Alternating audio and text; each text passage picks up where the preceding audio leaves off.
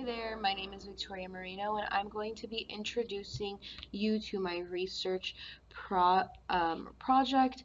My research question was, how can I use data-driven feedback in my ninth grade English language arts classroom to enhance student test-taking strategies as measured by an improvement in test scores and analysis of common errors?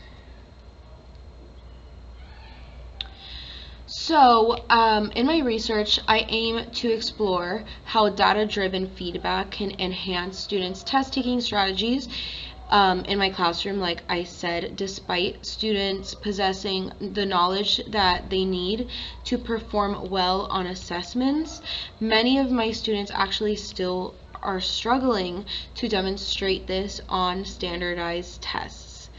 I personally have witnessed firsthand how some of my students, despite their abilities, still fail on testing and fail to perform well.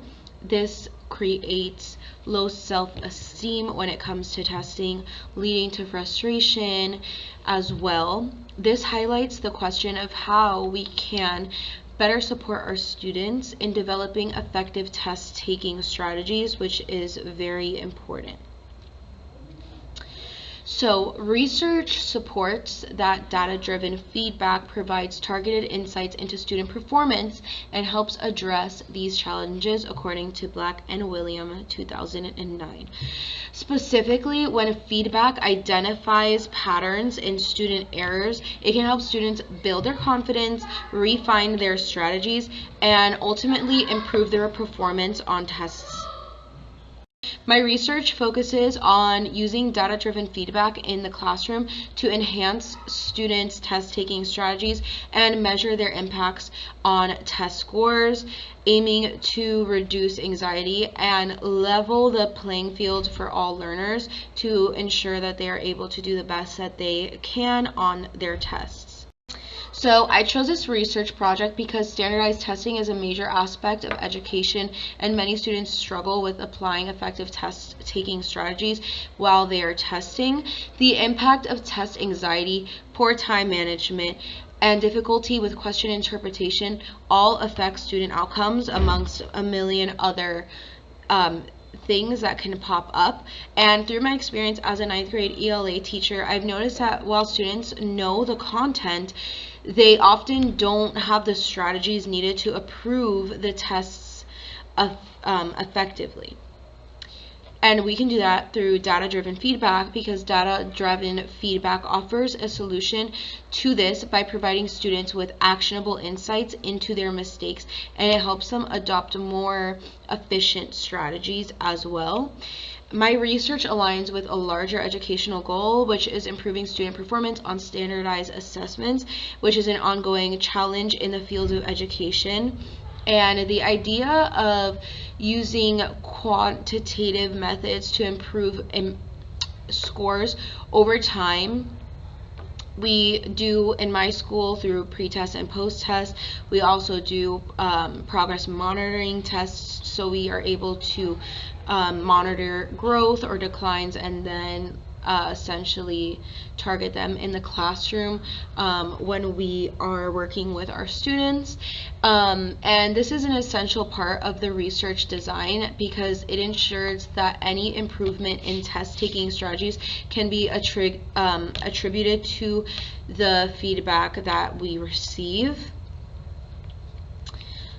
So this research is set in my ninth grade English classroom at a charter high school in a suburban district. The students have a diverse range of academic backgrounds with varying levels of proficiency in test-taking strategies. I have a lot of special needs students in my classroom with other students that are on track with their behavior or whatever it may be to their grade. But the classroom is composed of 30-ish students per class, and they will be selected through convenience sampling And the data collected from these pre-test, post-test assessments and formative assessments will be used to assess how data-driven feedback influences their performance. So the research design incorporates a quasi-experimental approach using a pre-test and post-test structure to evaluate the effectiveness of the data-driven feedback. And this structure allows us for measuring changes in my students' performances without disrupting my classroom environment, which is very important. The pre-test and post-test assessments serve as benchmarks for student performance, measuring improvements in their test-taking strategies and identifying specific areas where students showed the most growth. Formative assessments will be administered bi-weekly to gather data on my students' performance. Based on this data, individualized feedback will be provided to students to help them identify patterns in their errors and adjust their strategies accordingly. My school also has us doing data chats with our students, which is basically what I am doing and talking about in this project.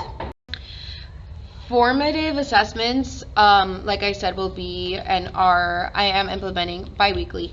And based on this data, we do data chats like I was saying. This really helps the students connect with their work and with the assignment and test.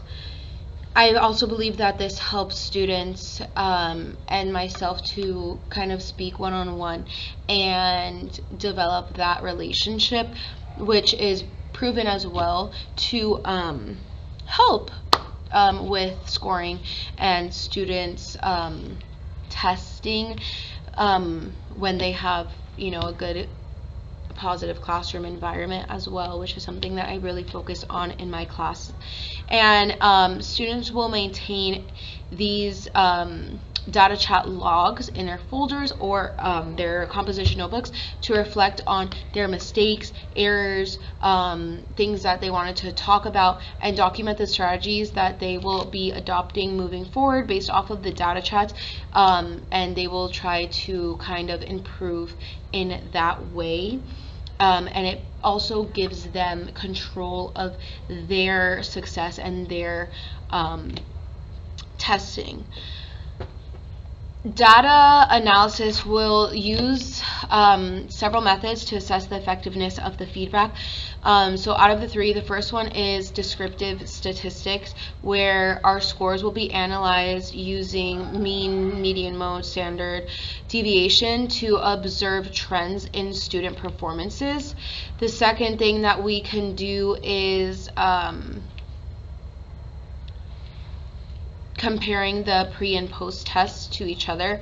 And the third one is going to be where common error patterns from formative assessments and errors analysis logs will be categorized and compared to assess improvement in the students' test taking strategies. Most importantly, what I would personally do if I were to do this research again, I would like to extend data collection. While the current design focuses on a relatively short time frame, extending the data collection period to include additional rounds of assessments could help capture longer term impacts on student strategies. So we started doing this into the second quarter, but I think it'd be really nice if we started it from the beginning of the school year, because even a few months or a few months of this data collection actually can be very helpful. So I would like to implement that in my classroom or school next year. Another thing that I would change if I were to do this research again would be to have increased student participation from the beginning. While the study should include 50 to 60 students, so a few of my class periods, including a broader range of students with different skill levels, could provide more comprehensive insight into how data-driven feedback influences different types of learners in the classroom. And another thing I would do is based I would consider refining the methods for delivering feedback, like maybe incorporating more peer review or group feedback sessions, and making feedback more timely to address errors sooner, to help students. And lastly, to conclude everything, this research highlights the importance of data-driven feedback in improving my students' test-taking strategies and ultimately their performance on assessments. I am currently helping them prepare for the FAST ELA final test in April, that is PM3. So by analyzing students' mistakes and offering targeted feedback, teachers can help students approach tests with greater confidence and skill. The results of this study can improve valuable insights into effective instructional practices for test preparation and feedback in the classroom. The findings could be applied to similar educational settings, helping to support students who struggle with standardized testing in any subject, in any level, any grade, with any student that has whatever need or issue with testing. So with that being said, I am so happy to introduce my research and my research design. And if you have any questions, please let me know. I'd be so happy to answer them. I really look forward to the paper and the rest of the class. And if you have any questions, again, please reach out. Thank you so much and have a great day.